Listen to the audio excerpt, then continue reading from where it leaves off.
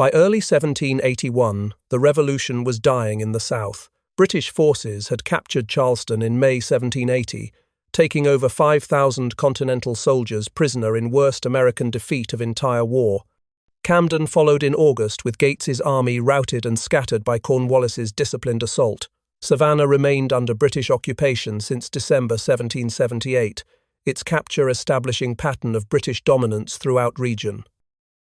After years of defeat in major engagements, British forces dominated the Carolinas through combination of regular army strength and loyalist militia support that seemed to confirm British strategy of conquering south and using it as base for reconquering entire rebellion. Royal governors returned to power in occupied territories, while patriots fled or hid from British patrols and loyalist vengeance that followed each British victory. The dream of independence hung by thread as Southern campaign collapsed under British pressure that Continental forces seemed unable to resist effectively. Congress struggled to maintain armies in field, while British systematically reduced American-held territory and demonstrated that professional military superiority would eventually crush colonial resistance if trend continued. Northern stalemate offered no hope for Southern rescue as Washington remained pinned outside New York. Southern desperation was complete as British occupation appeared. Permanent and American capacity to resist seemed exhausted after repeated defeats that cost soldiers, supplies, and morale necessary for continued resistance. The revolution that had begun with such hope in 1776 seemed headed toward collapse in southern states, where British believed final victory would begin. Where the army failed, the partisans kept fighting. Francis Marion operated from swamps and backwoods, with small band of irregulars who struck British supply lines and loyalist settlements, before disappearing into terrain they knew intimately, while British forces struggled to navigate. His guerrilla warfare tactics frustrated British attempts to establish secure occupation, demonstrating that formal military defeat did not mean end of resistance when determined fighters refused to surrender. Thomas Sumter led another partisan band that harassed British forces through raids and ambushes that avoided direct confrontation while inflicting steady casualties and supply disruptions. These partisan leaders understood that they could not defeat British in conventional battles, but could make occupation costly and tenuous through persistent attacks that British lacked resources to prevent or punish effectively. Guerrilla warfare transformed the South into a battlefield of ambushes, raids, and vengeance, where distinction between military operations and civil conflict blurred completely. Loyalists and patriots attacked each other's homes and families, settling old scores under cover of war while British and Continental forces conducted formal military campaigns. The violence was personal and brutal in ways that conventional warfare typically avoided. The partisans kept hope alive when formal resistance seemed crushed by maintaining organized opposition that prevented British from consolidating control despite their military victories. Marion, Sumter, and others proved that popular resistance could continue indefinitely as long as populations refused to accept occupation peacefully and fighters remained willing to risk everything for independence cause that conventional military defeats could not extinguish. To hunt the rebels, Britain sent a man who never missed his prey. Banastra Tarleton commanded British Legion, elite cavalry force that earned fearsome reputation through aggressive pursuit and destruction of American forces wherever they were found. Young officer in his mid-20s possessed energy and tactical skill that made him dangerous opponent, leading from front with courage that inspired his troops and terrified his enemies. Tarleton was ruthless in ways that earned him nickname Bloody Ban among Americans who accused him of refusing quarter to soldiers attempting surrender and of burning civilian property to punish communities that supported partisans. His reputation for cruelty was partly deserved and partly propaganda, but effect was same American forces feared encountering Tarleton's dragoons, who seemed to appear from nowhere and destroy opposition before it could organize effective resistance. His burning desire to crush rebellion once and for all drove aggressive tactics that won battles through speed and shock, but sometimes overextended his forces in pursuit of complete victories that more cautious commanders would have foregone. Tarleton represented British determination to suppress American resistance through military superiority and willingness to use harsh methods that would intimidate populations into submission. The King's Butcher was perfect instrument for British strategy of violent suppression. The young officer, whose ambition and energy matched his ruthlessness in executing campaigns designed to break American will through demonstration that resistance was futile, against professional military force commanded by officers who would show no mercy to rebels who defied legitimate authority. Daniel Morgan wasn't famous, but he understood how to win. The frontier fighter had served since war's beginning, earning respect through leadership in battles from Quebec to Saratoga, where his riflemen had proven decisive. Nathaniel Greene appointed Morgan to command Southern Detachment after taking over Continental forces in region, recognizing that Morgan's experience and tactical sense made him ideal for independent operations against British forces. Morgan commanded small mixed force of militia and Continental regulars, understanding that he needed to use both types of troops effectively, despite their different training and reliability in combat. Militia would run under sustained pressure, but could fight effectively if properly positioned and given missions matching their capabilities. Continentals provided solid corps that could stand against British regulars in direct combat if supported properly. Experience and cunning distinguished Morgan from officers who relied on conventional tactics that British professional superiority usually defeated. He understood men how to motivate militia who fought voluntarily, how to deploy Continentals for maximum effect, how to exploit enemy weaknesses while avoiding their strengths. His deep understanding of warfare came from years of frontier fighting, where survival required tactical innovation and where formal European military doctrine was useless. The man who would stop Tarleton possessed advantages that British officer lacked. Despite Tarleton's superior training and equipment, Morgan knew terrain, understood irregular warfare, and most importantly comprehended how to turn apparent weakness into deadly strength through tactics that exploited enemy expectations about American military inferiority. Two armies chased each other across frozen rivers and burning fields.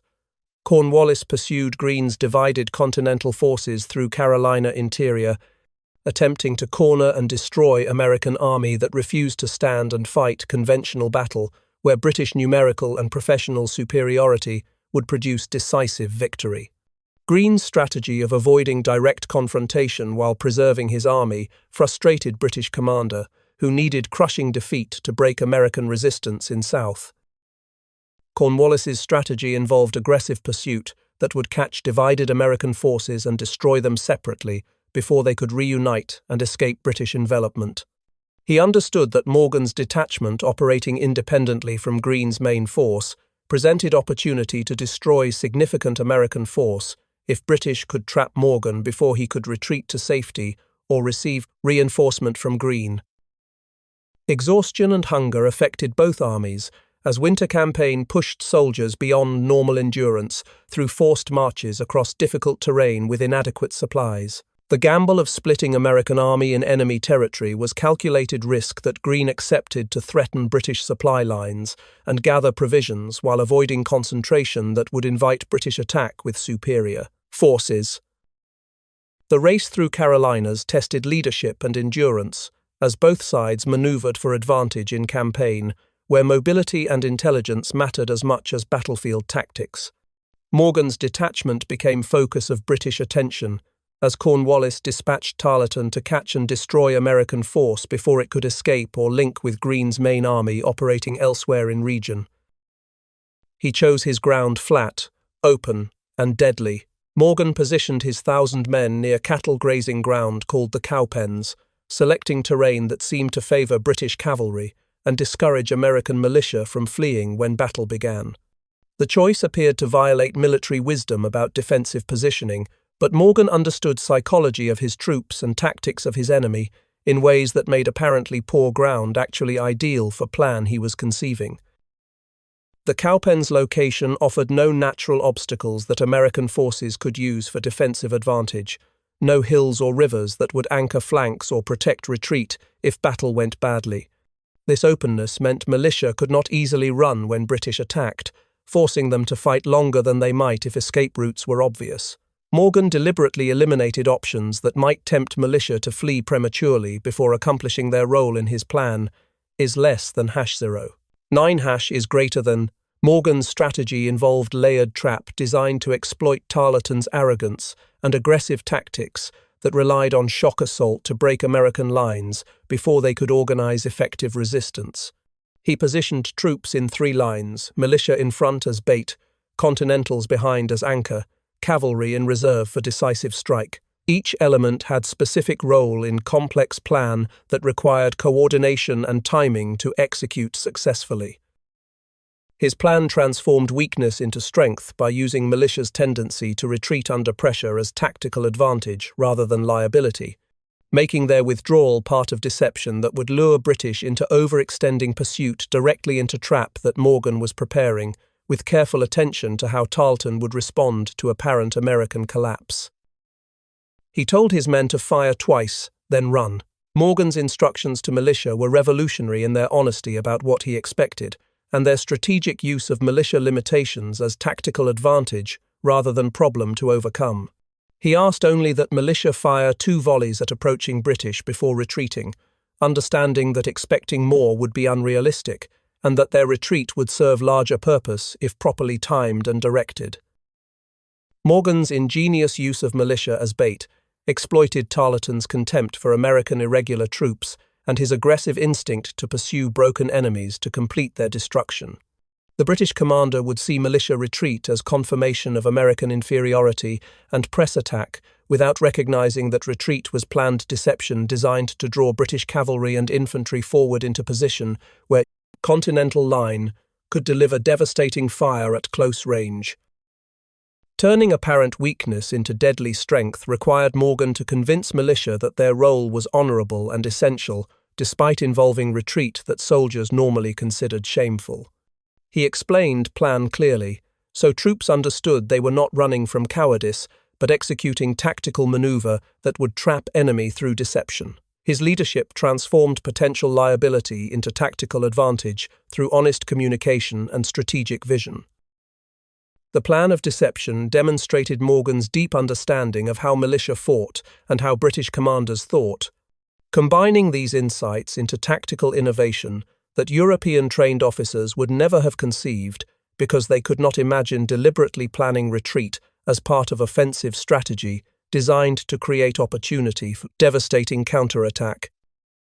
The fog lifted, and the hunters became the hunted. Dawn on January 17th, 1781, revealed Tarleton's force approaching Cowpens, with confidence born from years of victories against American forces that typically broke when British cavalry charged. His 1,100 redcoats and dragoons advanced, expecting another easy triumph over colonial amateurs who would scatter when professional soldiers attacked with disciplined aggression.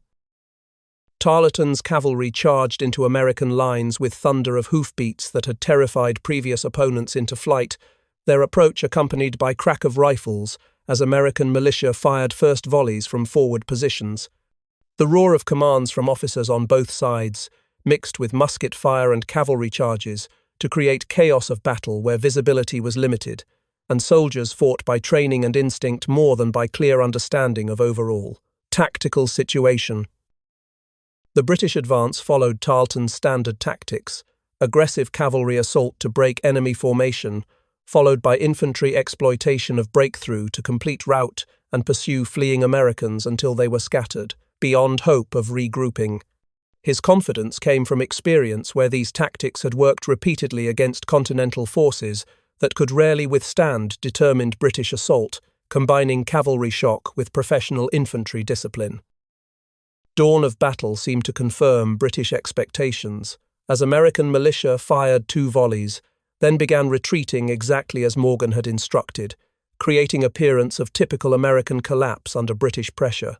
Tarleton ordered pursuit, believing victory was within grasp, and that only vigorous chase was needed to turn retreat into rout that would destroy Morgan's entire force. As planned, the militia ran, and Tarleton thought victory was his. The first American line retreated under British pressure in movement that appeared identical to countless previous battles, where militia broke when professional soldiers attacked. British cavalry drove forward in triumph, pursuing retreating militia with confidence that American resistance was collapsing and that complete victory required only aggressive pursuit to prevent enemy from escaping to fight another day. British cavalry and infantry pressed forward enthusiastically, their formation becoming disordered as faster units outpaced slower ones, and as pursuit scattered troops across battlefield in individual efforts to catch fleeing Americans. The disorder was subtle but significant, reducing British tactical cohesion, while they remained confident that battle was won and only exploitation remained. Tarleton was walking into trap without recognizing danger because Morgan's deception perfectly matched British expectations about American military performance. The retreat looked like defeat because that was exactly what Morgan designed it to resemble, understanding that British arrogance would prevent careful analysis of whether retreat might be tactical rather than panic-driven. The moment revealed genius of Morgan's plan by giving British exactly what they expected to see. He eliminated their caution and encouraged overconfident pursuit that would bring disordered British forces directly into range of Continental troops waiting in second line with loaded muskets and orders to hold position regardless of British pressure. It was over in minutes, but it changed everything. Morgan's Continental regulars held their position as British cavalry and infantry. Pursuing militia suddenly found themselves facing fresh troops in organized defensive line that delivered devastating volley fire at close range into disordered British formations. The British advance stalled as casualties mounted and as soldiers realized they had charged into trap rather than achieving victory they had assumed was secured. Continental troops pivoted in coordinated movement that presented new firing line to British flank, while William Washington's cavalry struck from opposite flank in perfectly timed attack that caught British forces between two fires, while they were still disorganized from pursuit. The double envelopment was executed with precision that demonstrated improved Continental Army professionalism and effectiveness of Morgan's tactical planning. The British line collapsed from both sides under simultaneous pressure that professional training could not overcome when tactical situation was hopeless and when surprised troops found themselves surrounded rather than pursuing beaten enemy. Officers attempted to rally their men, but circumstances made organized resistance impossible as British formation disintegrated into individual struggles for survival rather than coordinated defense. Perfect battlefield envelopment destroyed British force in minutes of chaotic combat, where Morgan's tactical vision was vindicated completely and where Tarleton's aggressive tactics that had won previous battles became liability.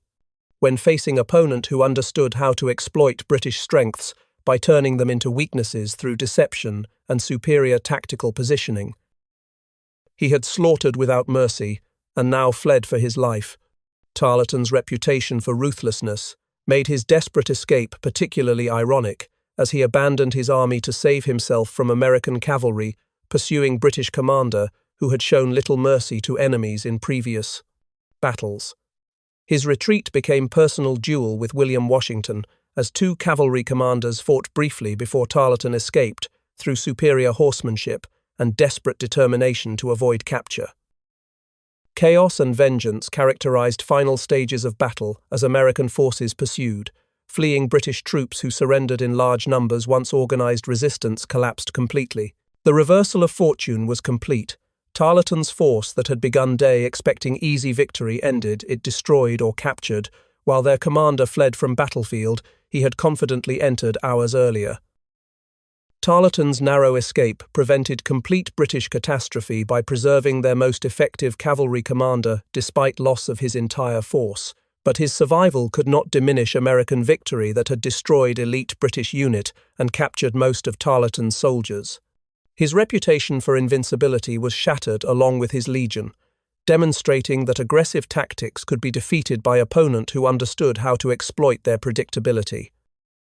The duel between Washington and Tarleton became a legendary moment, symbolizing broader reversal, where British officer who had terrorized American forces now fled from Continental cavalry that had defeated his supposedly superior troops. Through combination of tactical skill and courage that matched anything British professional army could demonstrate. In 1 hour, the South had been reborn, Over 800 British casualties and captures represented nearly entire enemy force destroyed or taken prisoner in battle that lasted less than an hour from first shots to final British surrender. The lopsided victory was unprecedented in war, where American forces typically suffered worse casualties than British, even when winning tactical engagements. Cowpens became one of most lopsided victories of entire war, demonstrating that Continental forces could not only defeat British regulars, but could destroy them completely through superior tactics and leadership when circumstances favoured bold action over cautious defence. The psychological impact exceeded tactical significance, as American forces throughout South gained confidence from Morgan's victory, while British forces questioned their assumed superiority.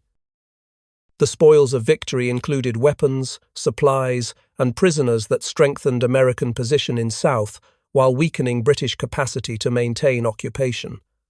More importantly, victory broke British momentum and demonstrated that their southern strategy could be defeated through combination of partisan resistance and conventional military success when Continental forces were properly led and strategically positioned.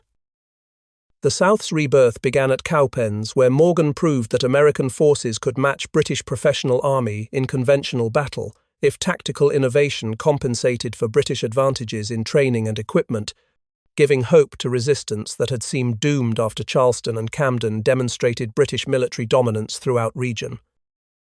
When he heard the news, he burned his own supplies. Cornwallis's reaction to Cowpens demonstrated how completely Morgan's victory had disrupted British strategic planning and forced desperate response from Commander, who recognized that losing Tarleton's force threatened entire southern campaign. He abandoned baggage to increase mobility for pursuit of Greene through Carolinas in effort to force battle that would destroy Continental Army before American successes could compound British difficulties. Cornwallis's fury drove decision to strip his army of supplies in exchange for speed needed to catch Greene before Continental forces could escape British pursuit or receive reinforcements that would make them too strong to attack successfully. The decision reflected desperation born from recognition that British control in South was unravelling after Cowpens destroyed best British cavalry and demonstrated that American forces were more dangerous than British had assumed. The unravelling of British control became evident as Cornwallis's pursuit failed to catch Greene's army that retreated successfully, while maintaining cohesion and avoiding decisive battle until circumstances favoured American victory rather than British.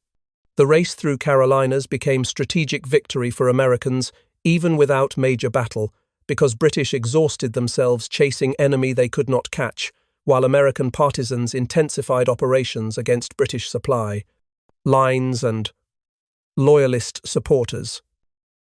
British Southern strategy collapsed not through single defeat but through accumulated pressure from Cowpens' victory, partisan resistance, and Greene's strategic retreat that frustrated British attempts to force decisive battle where superior British numbers might have overcome American tactical advantages.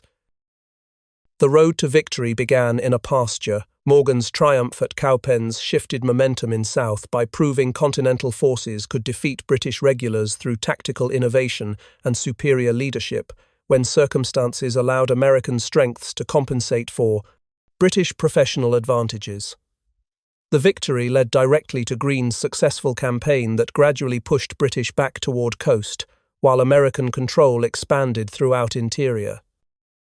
How Cowpens connected to Yorktown became clear as British frustration in Carolinas drove Cornwallis north into Virginia, where he would eventually be trapped by combined American and French forces. Morgan's victory initiated a chain of events that forced British into strategic positions that seemed reasonable, individually but collectively, led to catastrophe at Yorktown, where Cornwallis's army surrendered and effectively ended British military efforts to suppress American independence. Cowpens proved that tactical genius could defeat empire by demonstrating that weaker forces could overcome stronger opponents through superior planning, understanding of enemy psychology, and willingness to innovate tactics that exploited opponents' expectations and assumptions. Morgan's victory showed that American independence was achievable through military success rather than merely through endurance, until British tired of fighting.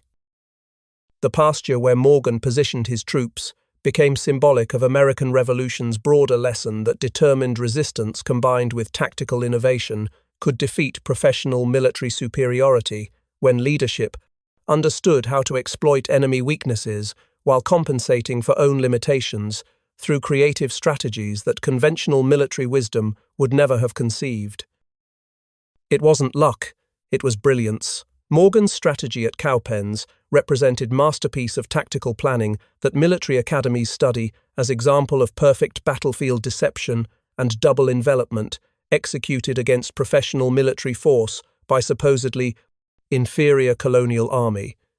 His understanding of militia capabilities, British tactics, and battlefield psychology combined to create a plan that turned American weaknesses into strengths through creative thinking that transcended conventional military doctrine. Reflection on Morgan's achievement reveals that victory came from deep understanding of how battles actually unfold, rather than how military manuals claim they should proceed, from recognition that psychological factors matter as much as material superiority, and from willingness to take calculated risks based on accurate assessment of enemy commanders' likely responses to tactical situations. The legacy of Cowpens extends beyond immediate tactical victory to demonstrate enduring lesson about warfare that mind, courage, and timing can overcome superior numbers and training when commander understands how to create circumstances where opponents' advantages become liabilities and where own forces' limitations can be exploited as tactical opportunities through deception and innovative deployment. At Cowpens, America learned how to win not by matching British strength directly, but by fighting smarter through tactics that exploited enemy psychology and created tactical situations where American forces held advantages that compensated for British superiority in conventional military capabilities, proving that revolution could succeed through strategic and tactical innovation rather than merely through endurance and hope for British exhaustion. Thanks so much for watching. If you enjoyed this story, hit that like button, subscribe, and drop a positive comment below. It really helps the channel grow and keeps these stories coming.